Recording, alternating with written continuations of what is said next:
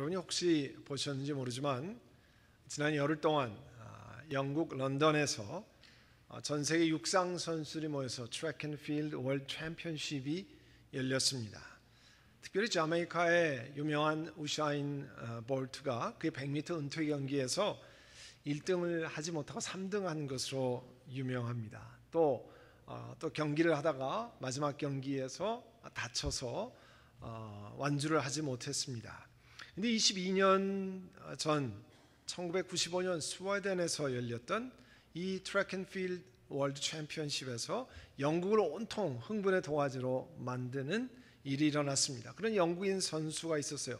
그 영국인 선수의 장면을 한번 보도록 하겠습니다. Here's Jonathan in the first round. Oh, it's huge, it's massive. My goodness, that is fantastic and it's legal. 1.3 meters per second. We could see history in the making in this very first round. And let's just soak up the moment with Jonathan Edwards. There's a mile. Oh my goodness gracious me. 18 minutes 16. It's legal. It's a world record for Great Britain and Jonathan Edwards. The crowd anticipating something special once again from Jonathan Edwards of Great Britain. Oh, it's a tough act to follow, but he's done it again. I don't believe it. A slight following wind. 1.3 meters per second. 저는 이렇게 육상 선수를 뛰는 거 보면 사실 저는 가슴이 떨립니다. 왜냐하면 제가 100m, 200m 또 롱점프, 넓이뛰기 육상 선수를 했기 때문에 그 3단 뛰기라는 거 아마 여러분 처음 보셨을 거예요. 트리플 점프라고 하는데요. 굉장히 힘든 종목입니다. 그런데 여기 트리플 점프에 조나단 에드워즈라고 하는 영국 선수가 있었는데요. 한 경기에서 지금 두 번 경기를 다 보셨는데 두 번 월드 레코드를 세계 신기록으로 우승을 기록했습니다. 그런데 22년이 지난 지금까지 그 기록이 깨지지 않고 있습니다. 그는 영국 성공의 신부의 아들입니다. 신앙이 돈독해서 많은 곳에서 간증을 했습니다. 특별히 영국의 국영방송인 BBC 방송에서 스포츠 해설가로 지금까지 일을 하고 있습니다. 영국 사람들의 영웅 같은 사람이거든요. 또 같은 BBC에서 오랫동안 진행되었던 BBC 찬양 프로그램 Songs of Praise라고 하는 곳에서 호스트로 방송 찬양을 진행했습니다. 그런데요, 그가 41살이 되던 지난 10년 전 2007년 봄에 자기는 더 이상 신앙생활을 하지 않는다고 선언하고 그 방송 진행자에서 내려왔어요. 수많은 그리스도인들에게 그가 더 이상 하나님을 믿지 않는다고 하는 이 무신론, 이 에이티스트의 선언은 아주 충격이었습니다. 그는 영국이 자랑하는 신실한 그리스도인이었고요, 영국에서 가장 유명한 기독교인이었습니다. 그런데 그가 나는 더 이상 하나님을 믿지 않습니다. I don't miss my faith. 더 이상 내 신앙을 더 돌아보지 않습니다. 그리고 지금이 편안하다라고 여러 신문이라 인터뷰했어요. 정말 안타까운 일입니다. 근데 이런 일들이요, 그 사람만 일어나는 게 아닙니다. 우리 가정에도 일어나고요, 우리 주변에도 일어납니다. 여러분이 만약에 20년 전에 어느 지역에서 신앙생활했는데 그 신앙생활하던 함께 신앙생활했던 분 20년 만에 오랜만에 만져서 그 교회 이제 권사님 되셨죠 라고 생각했는데 지금 교회조차도 신앙생활조차도 안 한다고 하면 얼마나 충격적입니까? 이 파사데나에 있는 풀러 세미나리에 The Fuller Youth Institute, 풀러 청소년 연구소가 있어요. 그 연구소의 조사는 이렇습니다. 우리 썬데이 스쿨에 다니던 학생들의 50% 이상이 고등학교를 졸업하고 신앙생활을 떠난다는 거예요. 또 남침례교단의 그 조사는 더욱더 충격적입니다. 미국 크리스찬들 가운데 중고등부에 출석했던 청소년 중에 약 70%가 고등학교 졸업한 지 2년 내에 교회를 떠난다는 거예요.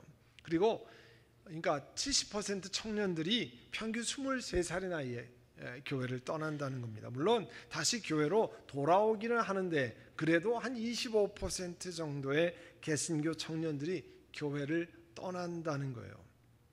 이렇게 청년들이 교회를 교회를 떠나고 젊은 세대들이 교회를 떠나는 현상은 미국 교회, 우리와 같은 한인 교회, 한국에 있는 교회들이 다 공통적으로 나타나는 현상입니다. 그런데 학생, 청년들만 그러는 게 아니고요. 신앙생활하다 떠나는 성인, 많은 성인들이 우리 주변에, 우리 가족 안에 있습니다. 이런 문제를 예수님께서도 이미 아시고 2000년 전에 또 사도 바울도 그 복음 이 서신서를 쓰면서 그런 이야기를 이미 하고 있습니다. 예수님 살아계실 때 예수님 주변에 사람들이 많이 몰려왔습니다. 그 사람들에게 예수님께서 비유 패러블을 이야기하셨어요. 누가복음 8장 5절 이하에 보면 씨 뿌리는 사람이 씨를 뿌리러 나갔습니다. 더러는 길가에 떨어지고 밭에 떨어지니까 하늘의 새들이 와서 쪼아 먹었다고 그랬어요. 또 더러는 그 씨앗이 돌짝밭에 떨어지고 싹이 났다가 물기가 없어서 말라버렸습니다. 또 어떤 씨들은 가시덤불에 떨어졌는데 가시덤불이 함께 자라니까 기운을 막아서 열매를 못 맺었어요. 근데 어떤 씨는 좋은 땅에 떨어져서 100배 열매를 맺었다고 그랬어요. 이 얘기를 듣고요, 제자들이 신기해서 그게 무슨 뜻입니까? 예수님, 그게 무슨 뜻입니까? 직접 예수님께 설명을 해주셨어요. 씨 뿌리는 사람이 뿌리는 씨는 하나님의 말씀을 이야기한다는 거예요. 그리고 그 말씀이 사람의 마음 종류가 여러 가지 종류가 있는데 여러 가지 밭이 있는데 그 밭에 뿌려졌다는 거예요. 그래서 어떤 마음, 마치 길가에 있는 사람들이 많이 밟고 다니는 길가에 있는 그 밭과 같아서 말씀이 떨어지자마자 악마가 와서 그 말씀을 빼앗아 가버렸습니다. 어떤 사람은 말씀을 받긴 하는데 뿌리가 전혀 내리지 않으니까 어려움을 만나면, 햇빛을 만나면 다 뿌리가 타서 떨어져 나간다고 했습니다.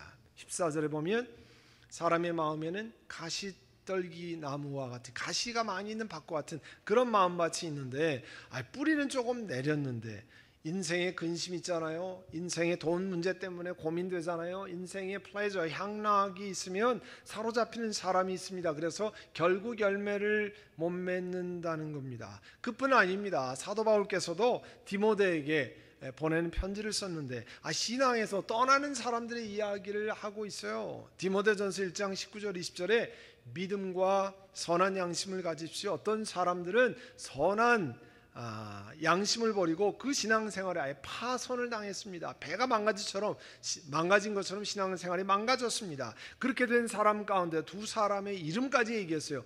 후메네오와 알렉산더. 굉장히 충격적인 일이었으니까 그런 얘기 한 것 아닙니까?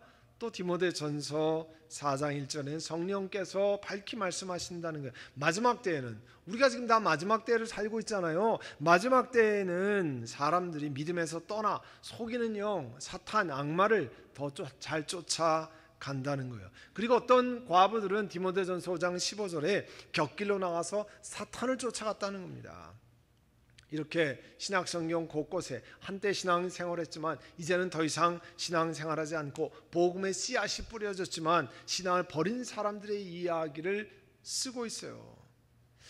오늘 우리가 하나님 앞에 나와서 예배드리고 있지만 우리가 이렇게 하나님의 자녀가 되는 것은 하나님의 특별한 은혜입니다. 특별한 선물이에요. 에베소 2장 8절 9절에 여러분은 믿음을 통하여 은혜로 구원을 얻었습니다. 이것은 여러분에게 난 것이 아니요 하나님의 선물입니다. 우리가 구원받은 것 우리 힘으로 된 게 아니라는 겁니다. 하나님이 선물로 주신 거라는 거예요. 우리의 행동에서 난 것이 아니라 그러므로 아무도 자랑할 수 없다는 거예요. 예수님이 십자가에 달리셔서 돌아가셨다가 부활하시고 그 예수님 우리가 받아들이면 우리 죄를 용서하시고 영원한 생명을 주신다는 그 믿음 가지고 우리가 하나님 백성이 됐는데 우리가 잘해서 우리 공로로 된 게 아니라는 거예요. 하나님의 선물입니다. 그러면 우리가 하나님의 나라에 들어갈 때까지 어떤 사람들은 10년 남았고 어떤 사람들은 몇십 년 남았는데 어떻게 살아야 됩니까? 베드로후서 1장 10절에는 형제자매 여러분 더욱더 힘써서 여러분이 부르심을 받은 것과 택하신 것을 굳게 하십시오. 또 그뿐 아니에요. 빌립보서 2장 12절엔 두렵고 떨리는 마음으로 자기의 구원을 이루어 나가십시오. 그러니까 이루어 나간다니까 내가 어떻게 잘해서 이루어 나간다 그런 뜻이 아닙니다. 이 이루어 나간다는 거를 영어 표현으로 work out your own salvation 이렇게 얘기했어요. 여러분이 24시간 피트니스 센터나 피트니스 센터 갈 때 영어로 표현하는 말이 있습니다. 내가 월크아웃 하러 간다 이렇게 얘기해요. 맨 처음에는요 제가 미국 와서 그 신학교인 친구가 월크아웃 하러 간다 이게 무슨 뜻인지 알 수가 있어야죠. 월크아웃 하러 간다. 그게 피트니스 센터 가서 이렇게 아령 들고 뛰기도 하고 뭐 그 역기도 들고 그런 뜻이에요. 자, 건강이 하나도 없는데 바벨 들고 아령 들고 무슨 뭐 기구 잡아 당기고 한다고 건강이 되지는 게 아니죠. 건강은 하나님이 주신데 월크아웃 그 적절한 운동으로 그 건강을 유지하는 것을 얘기합니다. 생명은 하나님이 주셨는데 이 땅에 살아있는 동안에 하나님께서 우리의 죄된 성품에 넘어지지 않고 잘 유지하는 것을 말해요. 얼바인에 보면 Center for Christian Study International이라고 하는 우리 대학생들을 신앙생활 잘할 수 있도록 돕는 그 센터가 하나 있어요. 거기 디렉터가 Dr. 존 메리어트라고 하는 분인데요. 이분이 신앙생활하다가 신앙을 떠나는 것을 영어로 deconversion, 우리 예수 믿는 것을 conversion이라고 그러잖아요. convert, 회심. 그거를 D를 붙여서 신앙에서 떠나는 거예요. 그거를 역회심이라 이렇게 불렀어요. 역회심이 일어나는 여러 가지 팩터들이 있는데 그 중에 결정적인 역할을 한 두 가지 요소가 있어요. 하나는 intellectual doubt이요, 지적으로 의심하는 것. 또 하나는 마음의 상처, emotional hurts from church community, 우리와 같은 교회 안에서 상처를 받아서 떠나는 거. 이렇게 크게 두 가지가 있다는 거예요. 이 닥터 메리엇이 우리 예수 믿는 사람들이 아예 무신자로 되는 그런 과정이 몇 가지 단계를, 다는 아니지만 그래도 이런 비슷한 과정을 겪습니다. 그런 걸 좀 이해하면 우리가 그분들을 돕는데 훨씬 더 유익합니다. 첫 번째, 신앙적인 위기 상황을 맞는 거죠.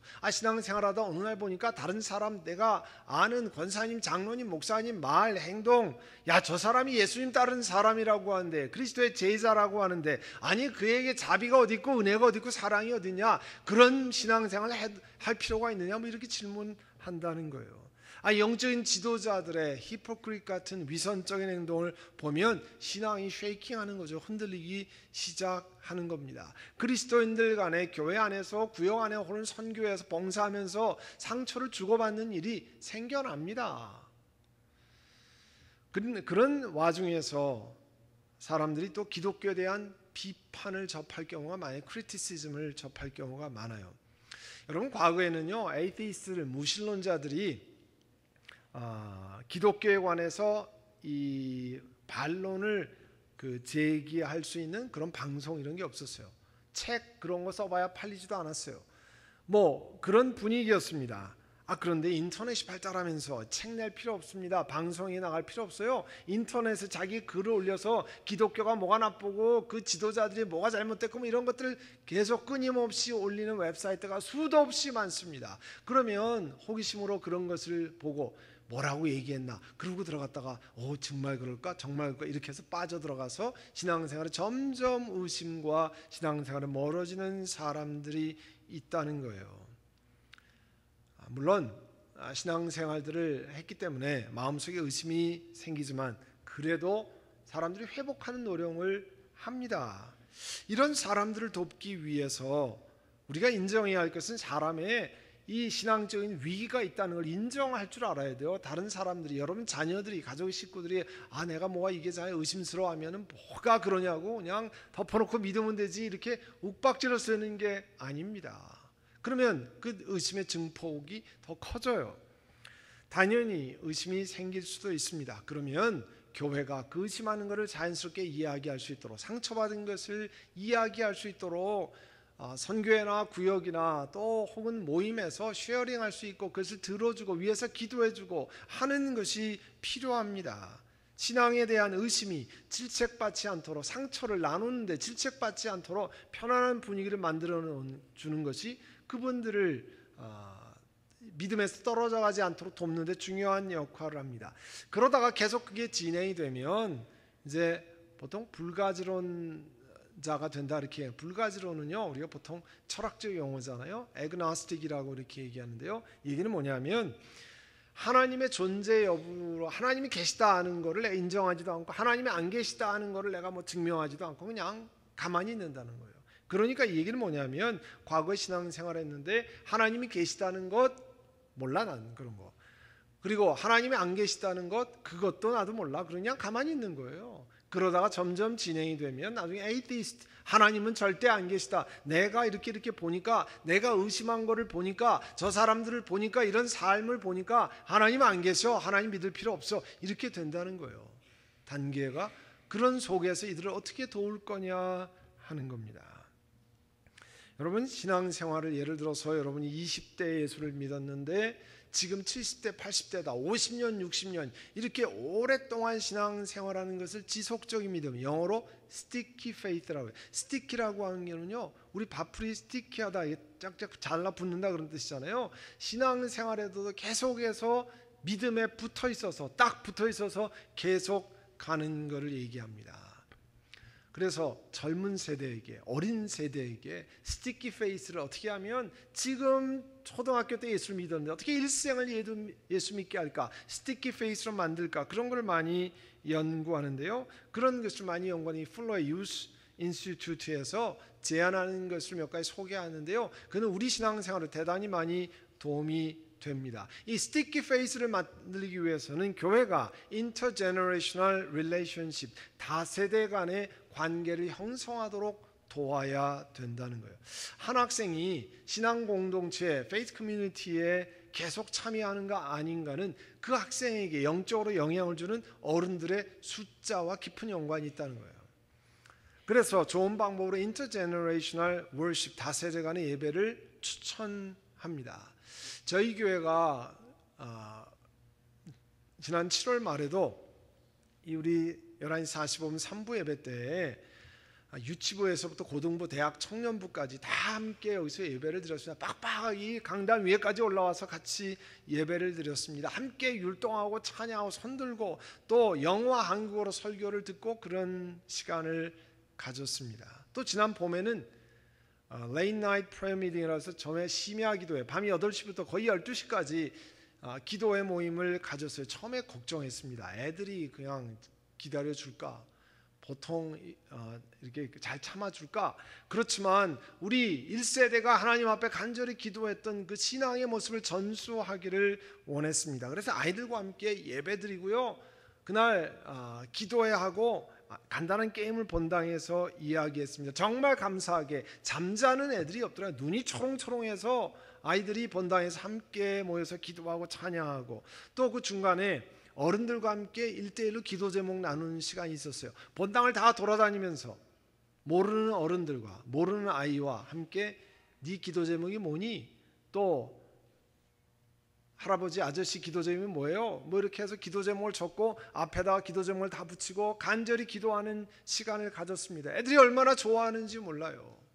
모르는 아저씨인데, 모르는 아줌마인데, 모르는 할머니인데 같이 나를 위해서 기도해주고 내가 기도 제목을 쉬어 하는 거예요.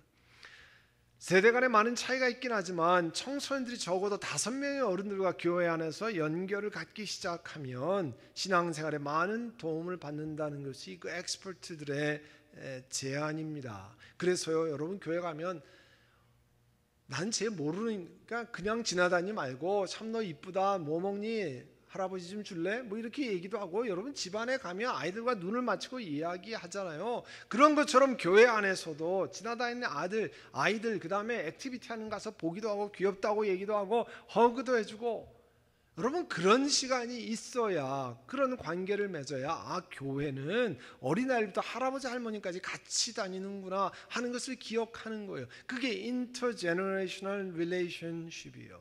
그런 걸 하기 위해서 저희 교회에서 나름대로 애를 쓰는 겁니다. 그래서 7월 중순에도 일주일간 아이들과 함께 새벽 기도를 같이 하고, 이번 토요일 새벽에도 다시 같이 모여서 이중언어로 예배드리고 말씀을 듣고 그런 일을 하는 겁니다. 어떻게 하든지 교회 다음 세대들이 어른과 연결하는 관계를 맺는 거예요. 그러려면 어른들이 불편한 게 많죠. 뭐 영어로 들어야 되기도 하고, 뭐 안 올라가는 손짓 받짓 다 해가면서 이렇게 같이 율동도 해야 되고, 그렇게 함께 잘 참아주셔서 참 고맙습니다. 그렇게 해야 신앙생활을 우리들만 하는 게 아니라 다음 세대의 미래가 있는 것 아닙니까? 원리는 이런 거예요. 부모와 교회 리더들이 협력해서 동일한 원칙을 가르쳐주면, 예를 들면 엄마가 집에서 전기 아껴라 꺼라 그랬는데 교회 오니까 교회 집사님도 그런 얘기하고 또 저쪽에 어느 할머니도 그런 얘기하고, 그러면 이게 엄마가 얘기하는 거는 그냥 안 들으려고 하다가 다른 어른들이 얘기하면 그게 맞는 거구나, 그렇다는 거예요. 아이들의 생각이. 엄마 아빠 얘기하는 거 일단 무조건 안 듣고 보자 이렇게 생각했는데 교회 가서도 같은 이야기를 들으면 들을 마음이 생겨난다는 거예요. 그게요 5-1 ratio예요. 아이들 하나와 어른 5명의 관계를 가지면 아이들의 신앙생활이 계속되는 sticky face를 하는데 도움이 된다는 겁니다. 이 풀러 신학교에 유스 미니스트리를 하는 카라 파웰이라는 여자 교수님이 있어요. 그분이 자신의 연구를 바탕으로 이런 이야기를 해주었습니다. 자기가 아는 5 단어라는 거예요. Warm is the new cool. 이 뜻은 뭐냐면 따뜻함이 젊은이들을 일생 동안 신앙생활하게 하는 해결책이라는 거예요. 그가 1300개 그 팀이 인터뷰를 하면서 교회와 젊은이들에 관해서는 당연히 cool leader, 좋은 지도자 필요하죠. good facility, cool facility, cool program 이런 거 필요합니다. 그런데 뭐라고 이 사람이 얘기하면 they aren't essential. 그게 다 가장 중요한 게 아니라는 거예요. What is essential? 뭐가 핵심적인 거냐면 your church be warm. 교회 전체가 따뜻한 분위기여야 한다는 게 정말 필요한 것은 시설도 지도자도 좋은 프로그램보다 더 중요한 것은 온 교회가 따뜻한 분위기를 한다는 거예요. 어른들이 아이들을 품어주고 젊은 사람들을 격려하고, 어른들은 교회 가니까 야단만 쳐 뭐 이런 얘기 듣지 않도록 최대한으로 품어주어야 그들이 그 warmth라고 하는 그런 것이 아이들을 신앙에서 스티키 페이스 하게 된다는 거예요. 또 재미있는 것은요 300 가족, 300 패밀리를 연구했어요. 그 패밀리를 연구하면서 무슨 결론을 냈냐면 이 카라 파웰이라는 교수가 Family verse, 가족의 따뜻함이라고 하는 것은 Family verse was more correlated with faith transmission than any other relational factor. 이 얘기는 뭐냐면 가족 관계가 따뜻하면 어떤 다른 요인보다도 신앙이 다음 세대에 잘 전수된다는 거예요. 자, 우리는 아이들에게 뭐 믿어라, 성경 읽어라, 기도해라 이렇게 이야기하면 아이들이 잘 들을 것 같지만 그보다 더 중요한 게 있는데 warmth, 따뜻한 관계, warm relationship, 따뜻한 관계라는 거. 그렇게 하면 우리가 그렇게 소원하는 다음 세대 신앙의 전수가 잘 일어난다는 겁니다.